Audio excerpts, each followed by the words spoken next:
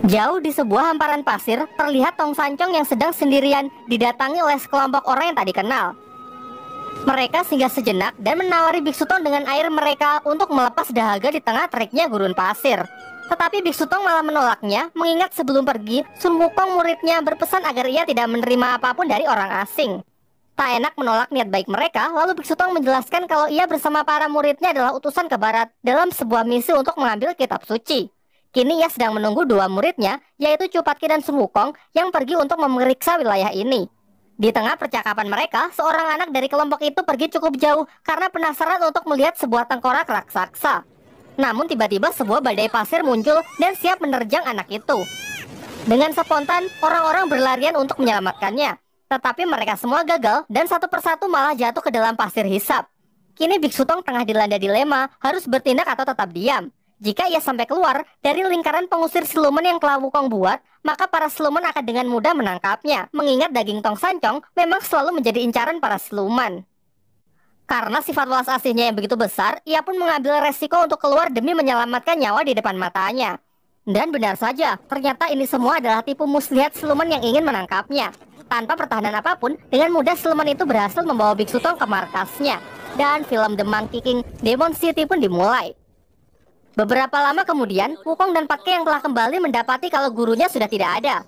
Patke yang merasa putus asa, malah berniat membatalkan perjalanan dan membagi bekal mereka.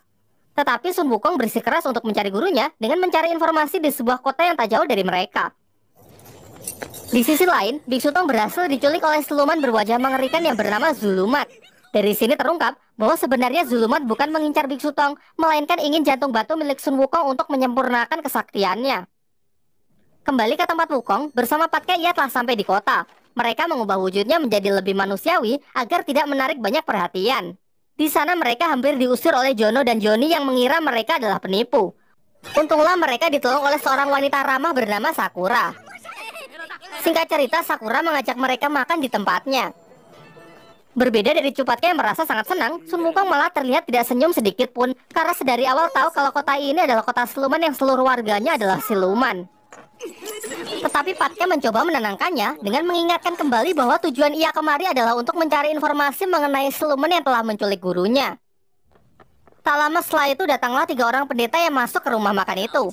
Sakura lalu menyambut baik mereka, tapi sang ketua pendeta malah mengatakan bahwa ia ingin pesan daging siluman. Si pendeta lalu malah menyerang Sakura karena ternyata ketiganya adalah pembasmi siluman. Dari sini pun terungkap bahwa wanita ini ternyata adalah jelmaan dari siluman bunga.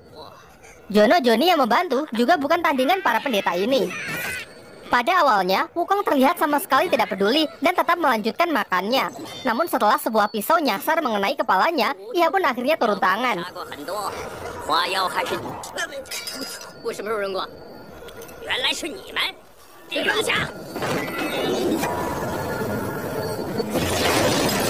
Menggunakan toya saktinya dengan mudah ia dapat mengalahkan para pendeta itu.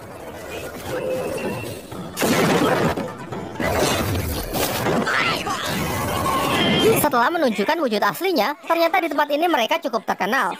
Warga yang melihatnya segera mengumumkan kedatangan mereka.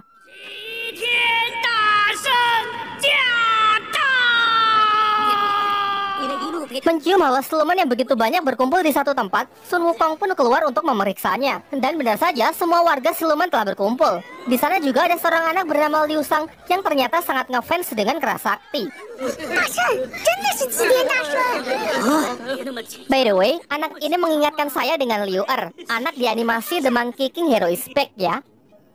Di tengah keributan itu, sang tetua datang dan menyampaikan suatu kehormatan kota kecil mereka didatangi oleh Sun Wukong dan Cupatkai, 2 dewa tersohor. Kemudian ia menjelaskan bahwa dulu tempat ini adalah negeri 1000 bunga, namun pada ratusan tahun silam bola api raksasa jatuh ke tempat ini yang mengubah lautan bunga menjadi gurun pasir hisap. Malam harinya, diadakan sebuah pesta untuk merayakan kedatangan sang legenda hidup Sun Wukong dan mantan Panglima Tianpeng Cupatkai. Sun Wukong yang tengah sendirian kemudian didatangi oleh Liu Sang yang memberikan ia buah-buahan kesukaannya sesuai dongeng yang sering ia dengar. Lalu ia sangat kegirangan hanya karena apelnya dimakan oleh sang kera sakti. Sementara itu Cupatkai juga mendapatkan penggemarnya sendiri, seorang wanita cantik bernama Mutiara. Ketiga pendeta yang telah ditangkap mengancam Jono untuk segera melepaskannya jika tak ingin mati.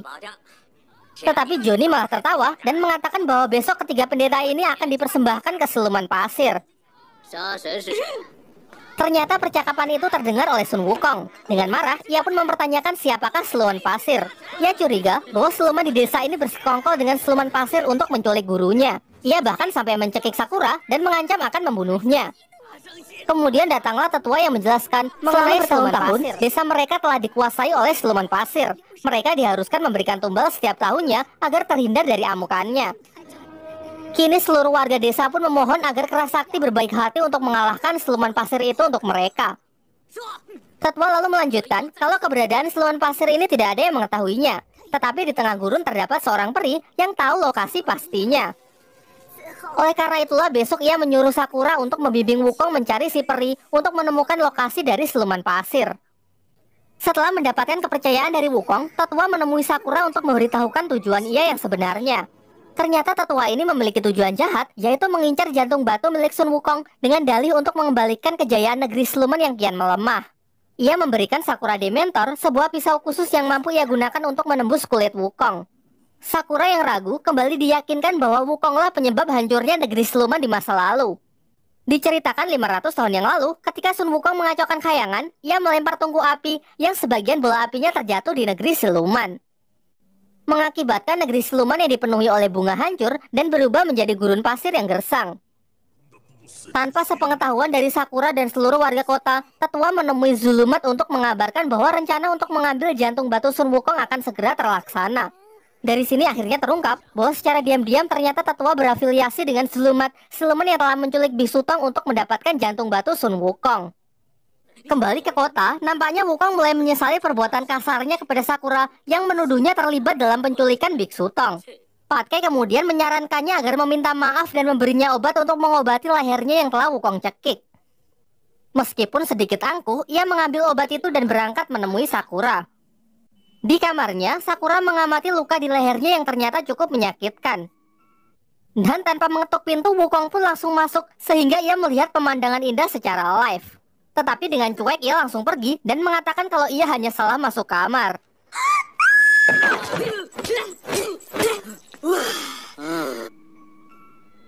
Besoknya berangkatlah mereka bertiga untuk mencari peri di tengah padang pasir. Tetapi setelah cukup lama mencari dan menunggu, peri itu tak kunjung muncul. Dengan entengnya Sakura malah mengatakan sebaiknya kita melanjutkan pencarian besok yang membuat Sun Wukong ngamuk.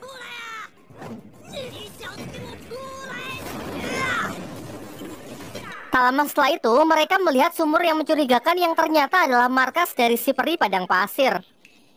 Mereka pun terlibat pertarungan sampai akhirnya Wukong dan Patke terkena racun yang membuat mereka jatuh pingsan. Rupanya peri itu juga suruhan tetua. Kini tibalah waktu yang tepat untuk mengambil jantung batu milik Wukong. Tetapi lagi-lagi Sakura menunjukkan keraguannya setelah melihat kebaikan-kebaikan Wukong. Malah ketika ia mencoba memaksa untuk menusuknya, tiba-tiba Wukong terbangun dan jatuh tepat di bibirnya.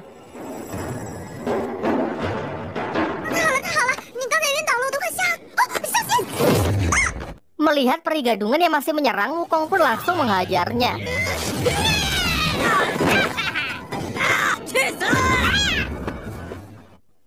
Akhirnya tanpa membuahkan hasil apa-apa, mereka pun kembali ke kota. Setelah siuman, Sakura mengatakan kepada tetua bahwa ia tidak sanggup melakukan tugas ini. Tiba-tiba mereka dikagetkan dengan kabar meninggalnya salah satu warga karena roh silumannya telah lenyap. Tetua lalu mengatakan bahwa akan semakin banyak korban jika jantung batu Wukong tidak segera didapatkan. Hal inilah yang membuat Sakura kembali dilanda dilema. Di hari berikutnya, mereka berencana untuk menjadikan para pendeta sebagai umpan agar siluman pasir keluar dari tempat persembunyiannya. Dan benar saja, usaha mereka tak sia-sia karena siluman pasir telah muncul. Tetapi ternyata tampangnya beda dengan Zulumat, siluman yang telah menangkap Biksu Tong. Tanpa pikir panjang, Wukong pun langsung menyerangnya sehingga pertarungan pun tidak terelakkan.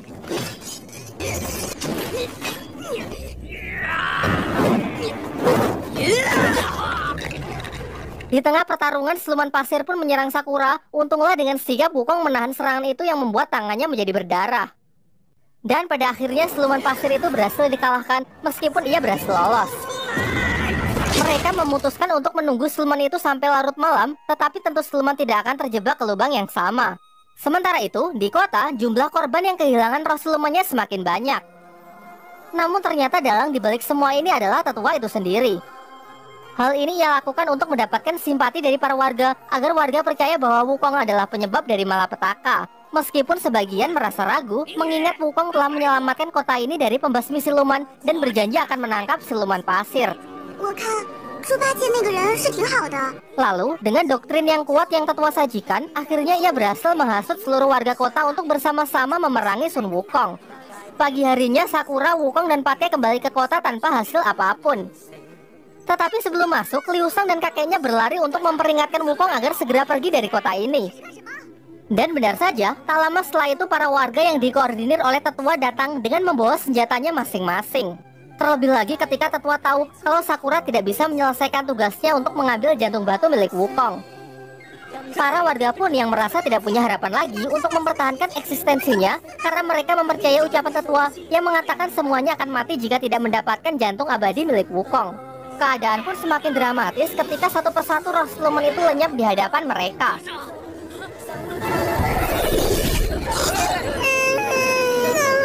Sang tetua lalu menjelaskan bahwa hancurnya negeri siluman adalah ulah Wukong yang melempar bola api 500 tahun yang lalu saat ia mengacaukan kayangan. Ini adalah hutang yang harus ia bayar dengan menyerahkan jantung abadi miliknya. Sun Wukong yang merasa bersalah akhirnya menusukkan dirinya sendiri ke Dementor yang membuat jantung abadinya keluar dari tubuhnya. Namun setelah itu Zulumat menampakkan wujudnya dan siap mengambil jantung batu itu. Sementara tetua yang asli menemui Biksu Tong dan siap memangsanya. Beruntung siluman pasir pun datang untuk menyelamatkannya. Dan dari sini dapat disimpulkan bahwa Zulumat telah menggunakan namanya untuk menculik Biksu Tong. Ia lalu mengungkapkan bahwa ia sebelumnya diperintahkan Dewi Kuan Im untuk menunggu seseorang biksu yang melakukan perjalanan ke barat untuk diangkat menjadi guru. Kembali ke kota setelah menelan jantung abadi Wukong, Zulumat mendapatkan kesaktian yang sangat luar biasa. Sementara Sakura yang kini menyesali perbuatannya mengorbankan dirinya untuk menambal jantung Wukong. Meskipun roh silumannya akan lenyap setelah ia melakukan hal itu. Kemudian Biksu Tong bersama siluman pasir juga datang ke tempat itu. Lalu ia menyuruh murid barunya itu untuk membantu Patke dalam menghadapi Zulumat. Namun sayangnya mereka sama sekali bukan tandingan dari Zulumat yang sekarang. Setelah sembuh, Sun Wukong pun mengangkat senjatanya kembali untuk melawan Zulumat.